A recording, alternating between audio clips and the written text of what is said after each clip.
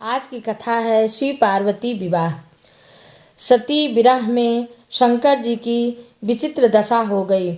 वे दिन रात सती का ही ध्यान करते और उसी की चर्चा करते।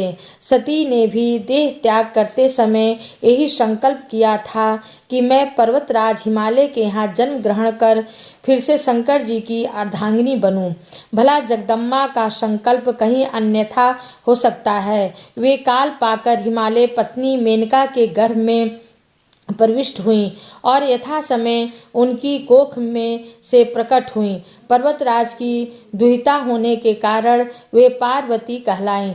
जब वे कुछ सयानी हुईं तो उनके माता पिता को उनके अनुरूप वर तलाश करने की फिक्र पड़ी। एक दिन अकस्मात देव ऋषि नारद पर्वतराज के भवन में आ पहुँचे और कन्या को देखकर कहने लगे कि इसका विवाह शंकर जी के साथ होना चाहिए, वही इसके योग्य हैं। यह जानकर कि साक्षात जन्माता सती ही उनके यहाँ प्रकट हुई हैं, पार्वती के माता पिता के आनंद का ठिकाना ना रहा।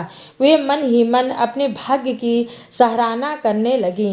एक दिन अकस्मात शंकर जी सती विरह में व्याकुल घूमते घूमते उसी प्रदेश में जा पहुँचे और पास ही गंगावतरण स्थान में तपस्या करने लगे। हिमालय को जब इस बात का पता लगा तो वे अपनी पुत्री को साथ लेकर शिव जी के पास पहुँचे और अनुनय पूर्वक अपनी पुत्री को सेवा में ग्रहण करने की प्रार्थना की। शिव जी ने पहले तो उनकी सेवा स्वीकार करने में आनाकानी की, किंतु पीछे पार्वती के अनुपम भक्ति देखकर उनका आग्रह ना टाल सके। अब तो पार्वती प्रतिदिन अपनी सखियों को साथ ले शंकर जी की सेवा में उपस्थित होने लगी।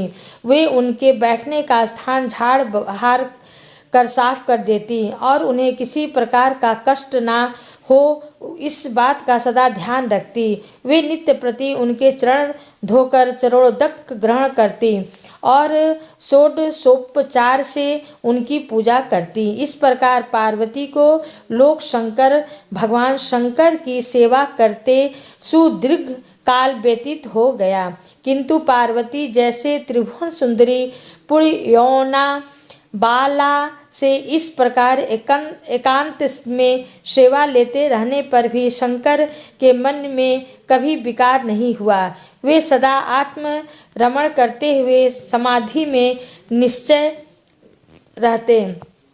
इधर देवताओं को तारक नामक असुर बड़ा त्रास देने लगा। यह जानकर कि शिव के पुत्र से ही उसकी मृत्यु हो सकती, वे शिव पार्वती का विवाह कराने की चेष्टा करने लगे। उन्होंने शिव को पार्वती के प्रति अनुरक्त करने के हेतु कामदेव को सिखा पढ़ाकर उनके पास भेजा, किंतु पुष्पा युद्ध का पुष्प बाण भी शंकर के मन को विक्षुब्ध ना कर सका। उल्टे ही यह उनकी क्रोधाग्नि से भस्म हो गया। शंकर भी वहाँ अधिक रहना अपनी तपचार्या के लिए अनंत राय रूप समझकर कैलाश की ओर चल दिए। पार्वती को शंकर की सेवा से वंचित होने का बड़ा दुख हुआ, किंतु उन्होंने निराश ना होकर अब की बार तप के द्वारा शंकर को संतुष्टि करने के मन में ठानी। उनकी माता ने उन्हें सुकुमार एवं तप के अयोग्य समझकर बहुत कुछ मना किया, इसलिए उनका उमा तप ना करो यह नाम प्रसिद्ध हुआ। किंतु पार्वती अपने संकल्प से तनिक भी विचलित ना हुई। वे तपस्या के हेतु घर से निकल ही पड़ी और जहाँ शंकर जी ने तपस्या की थी उसी शिखर पर तपस्या करने लगी। तभी से लोग उस शिखर को गौरी शिखर कहने लगे। वहाँ उन्होंने पहले वर्ष फलाहार से जीवन व्यतीत किया। दूसरे वर्ष वे पड़ वृक्षों के पत्ते खाकर रहने लगी। फिर तो उन्होंने पड़ का भी त्याग कर दिया, इसलिए वे अर्पणा कहलाईं। इस प्रकार उन्होंने 3000 वर्ष तक घोर तपस्या की। उनकी कठोर तपस्या को देखकर बड़े बड़े ऋषि मुनि भी दंग रह गए। अंत में भगवान आशुतोष का आसन हिला। उन्होंने पार्वती की परीक्षा के लिए पहले सप्तऋषियों को भेजा और पीछे स्वयं वटु वेश धारण कर पार्वती की परीक्षा के नियमित प्रस्थान किया। जब इन्होंने सब प्रकार से जांच परख कर देख लिया कि पार्वती के उनमें अविचल निष्ठा है, तब तो वे अपने को अधिक देर तक ना छिपा सके। वे तुरंत अपने असली रूप में पार्वती के सामने प्रकट हो गए और उन्हें पाणी ग्रहण का वरदान देकर अंतर्ध्यान हो गए। पार्वती अपने तप को पूर्ण होते देख अपने घर लौट आईं और अपने माता पिता से शंकर जी के प्रकट होने तथा वरदान देने का सारा वृत्तांत कह सुनाया। अपनी एकमात्र दुलारी पुत्री की कठोर तपस्याचार्य को फलोन्मुख देखकर माता पिता के आनंद का पार नहीं रहा। पीछे से शंकर जी ने सप्तऋषि को विवाह का प्रस्थान देकर हिमालय के पास भेजा और इस प्रकार विवाह की शुभ तिथि निश्चित हुई।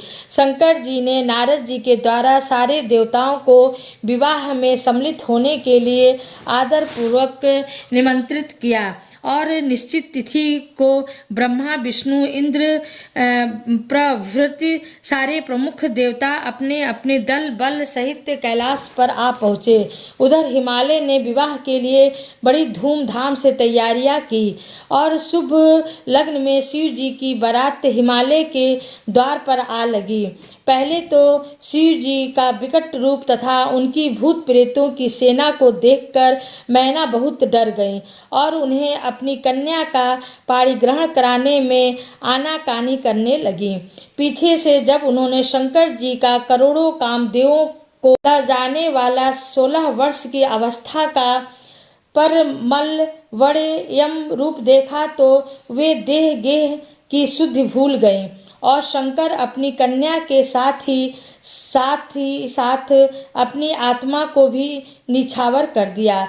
हर गौरी का शुभ विवाह आनंद पूर्वक संपन्न हुआ। हिमाचल ने बड़े चाव से कन्या दान दिया। विष्णु भगवान तथा अन्यान्य देव और देव रमणियों ने नाना प्रकार के उपहार भेंट किए। ब्रह्मा जी ने वेदांत रीति से विवाह कराया। सब लोग अमित उछाल से भरे अपने अपने स्थानों को लौट गए। बोलो शिवा और शिव की जय।